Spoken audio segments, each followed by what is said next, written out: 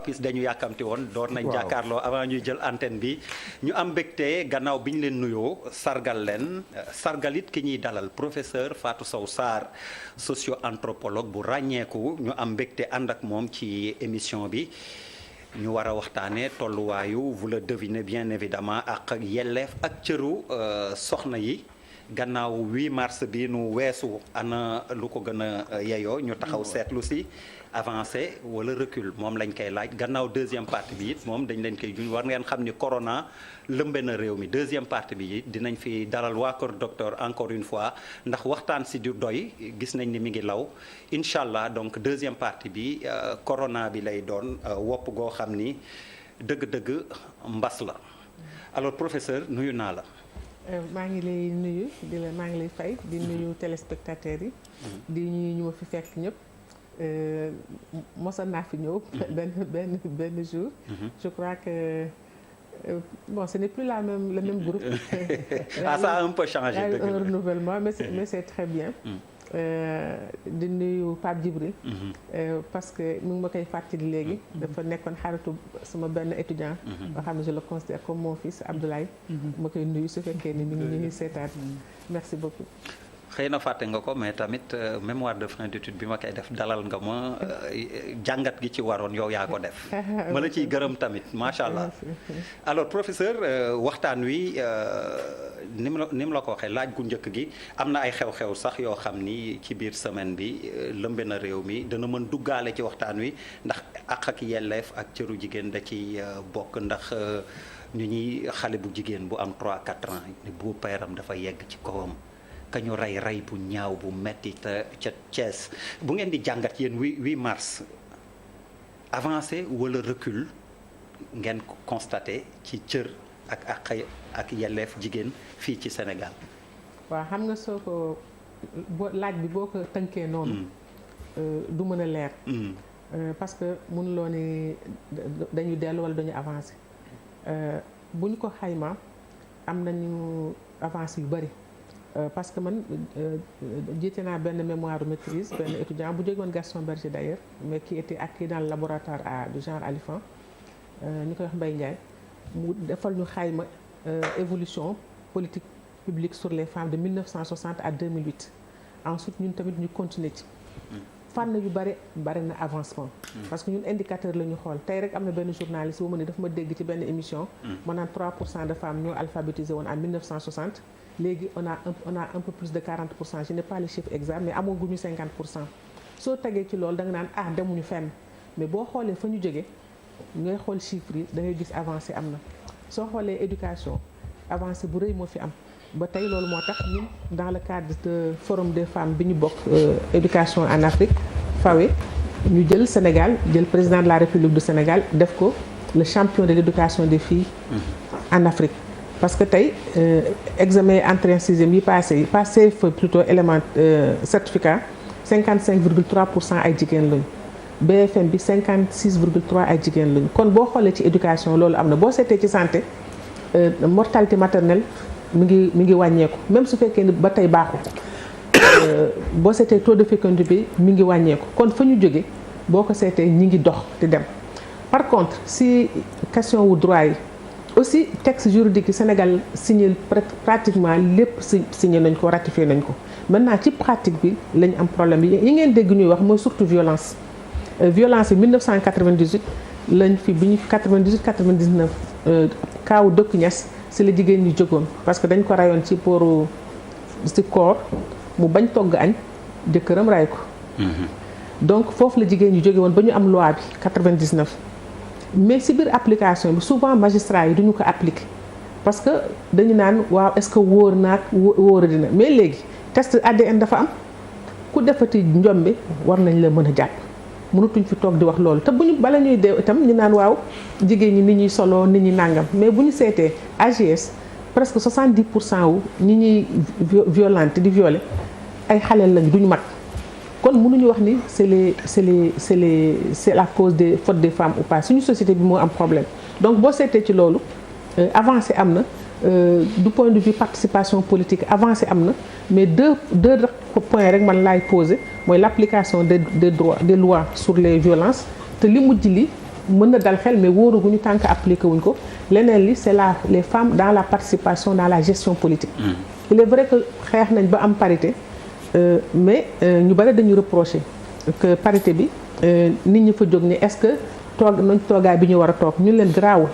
parce que am loi moo gën a yomb supprimer loi la preuve ñoom bëggoon nañ ko supprimer de en 2014 dañu réussirul donc buñ ko amee xam nañu génération bu njëkk bi du ñoom ñoo koy régler mais yeneen xale yiy ñëw bu ñu ñëwee daan ñu fekk ñu am benn loi bu baax donc mais bu ñu seetee ñun toujours ci laboratoire bi dañu doon def la Ablaye moo ñu koy defal sax régulièrement chaque semaine dañu xool lan lañ nommé fii ci Sénégal président Macky Sall foofu mooy faiblesse am 8 à 14% la évolué ci nomination dans les postes de responsabilité pour les femmes or mënuñu wax ni amuñu jigéen ñu am compétence yi elles sont de la hiérarchie A ñu am na ci mooy ñi mu nommé conseil des ministres ñooy la haute administration donc bu ñu xoolee indicateurs yi les violences ak les femmes dans la haute administration foofu mooy talon d'Achille yu Sénégal. mais nga baal ma professeur mais fii tamit laboratoire la parce que ñun souvent on nous reproche ça mais pour ñu am invité jigéen day jafe ci ñun de. waaw loolu dëgg la d'ailleurs man am naa benn programme boo xam ni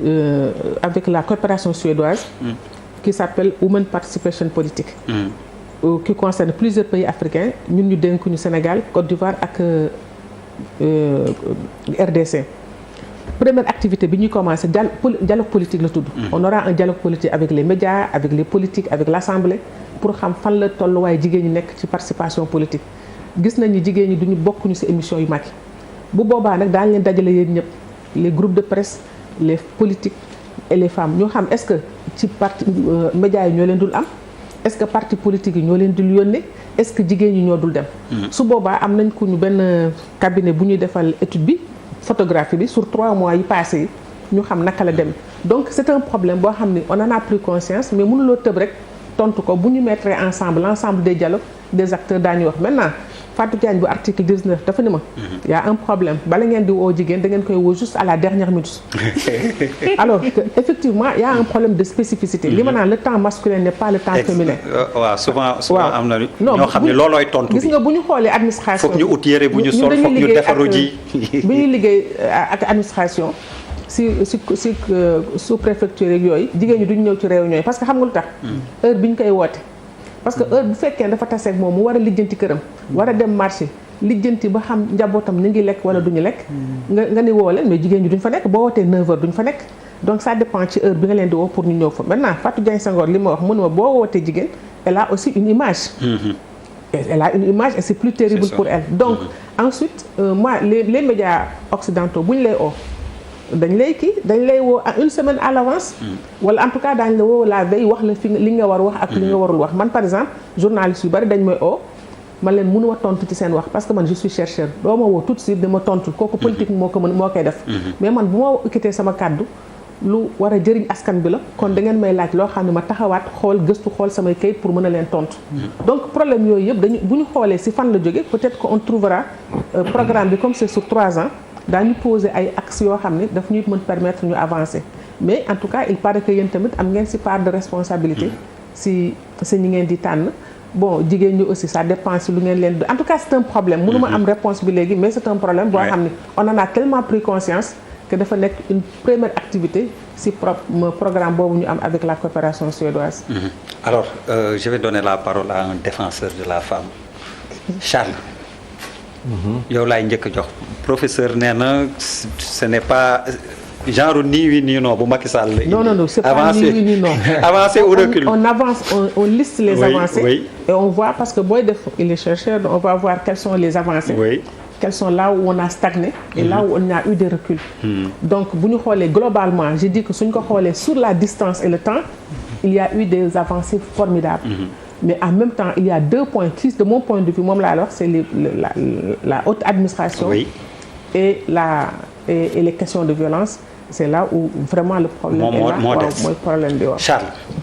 waaw je pense que il y a le fond il y a la forme et puis il y a le cosmétique. Maintenant si ñetti fànn yi boo ko xoolee effectivement je suis d'accord avec le professeur qu'il y a ay avancées significatives boo xoolee 1960 bi ñu jëm ba tey effectivement en termes de démocratie en termes politiques en termes juridiques il y a eu des avancées significatives kooku mooy c'est sur le sur le cosmétique parce que tout simplement le Sénégal du ñun rek hein. Nous sommes quand même un pays dans le monde qui rate quand même di ratifier certains accords ak certaines lois yoo xamante ne feneen lañuy jógee donc il va falloir que de ce point de vue bi ñu appliquer ko donc loolu c'est un mouvement féministe qui est né on a parlé du genre mu am ay évolution maintenant quand on va venir dans le fond bon bu ñu nee dans le fond bon, ça c'est autre chose le fond c'est la société ce qui nous arrive dans la société kooku par contre je pense que musul am ay assises yoo xamante ne si suma gis-gis waroon nañ ko def et kooku depuis 1960 parce que dëkk booy commencé defe naa foofu la ñu raté le rendez-vous important mooy que les états généraux ça veut dire tout de suite après les indépendances les états généraux pour quel projet national ban projet sénégalais voire quel projet africain dans lequel les femmes auraient eu un rôle essentiel pourquoi parce que c'est historique bu ñun tey la ñuy wax les femmes mais dans l'histoire dans notre histoire les femmes ont toujours été présentes ah ba ñu demee en Égypte antique et tout on trouvera des femmes même bu ñu demee États-Unis il y a une Madjiguène Ndiaye qui a quand même marqué voilà qui a marqué l'histoire des États-Unis en Virginia je pense liggéey bu doy waar bon maintenant cette révolution qui aurait dû se faire à l'époque par rapport à la mise en place des assises yoo xamante ne jigéen ñi dañ siy bokk porter ko c'est un rendez-vous qui a été raté du coup on s'est retrouvé à copier benn modèle verticalement copier ko sur une transversalité mu indi problème bu même ça c'est le problème le vrai problème je pense de fond maintenant sur la forme aujourd'hui je suis là où j'ai peut-être un problème et c'est ce que le professeur dit mooy que il y a le temps de l'homme et il y a le temps de la femme pour moi il y a pas le temps il est universel il y a pas de temps pour l'homme il y a pas de temps pour la femme à partir du moment où l'intelligence étant totalement horizontale et étant pure je veux dire immatérielle même à ce moment la question ne se pose pas maintenant c'est comment nous gérons comment on gère lu ñuy gérer suñu temps à nous globalement dans l'ensemble peut-être que c'est là que nous n'avons pas trouvé l'intelligence sociale l'intelligence et le rythme pour que ñëpp mën a ànd. Mais Charles li mu wax tamit c'est une réalité quand même hein il y a une certaine pesanteur sociale qui. Mais écoute Der il faut savoir ce qu'on veut dans la vie hein. Bon dama seet en wolof. non il faut savoir ce qu'on veut dafa am loo xamante ne il faut savoir ce qu'on veut bu fekkente ne. c'est pas une pesanteur esthétique. loolu laa tax ma ne y a le cosmétique. loolu tax ma ne y a le cosmétique dans l'effort de construction du Sénégal bu ñu fàtte par exemple que quand il y a eu des guerres mondiales la deuxième guerre mondiale ce sont les femmes qui fabriquaient les armes. Les hommes étaient au front, les femmes fabriquaient les armes, les munitions. C'est-à-dire, il y a des moments yoo xamante ne il y a une transformation bu am maanaa. Maintenant les pesanteurs gis nga dafa am ay réalités yoo xamante ne soit on surfe dessus te duñ si mës a dugg duñ si mës a xuus alors à ce moment-là on a quand même une responsabilité historique de ne pas assumer de nous assumer dëgg ba de nous assumer wax ja. Alors à ce moment-là c'est très facile de rester sur la forme dans le fond on n'y va pas et donc on fait dans le cosmétique. Et je pense que loolu mooy le vrai problème aujourd'hui dans l'effort de développement tey Sénégal lu mu soxla qui sort du moule mais qui sort du moule sociétal kan mooy mais c'est l'homme qui sort d'un moule mis en place quand même par la matrice de la société et la matrice de la société c'est la femme. Bouba laay jox.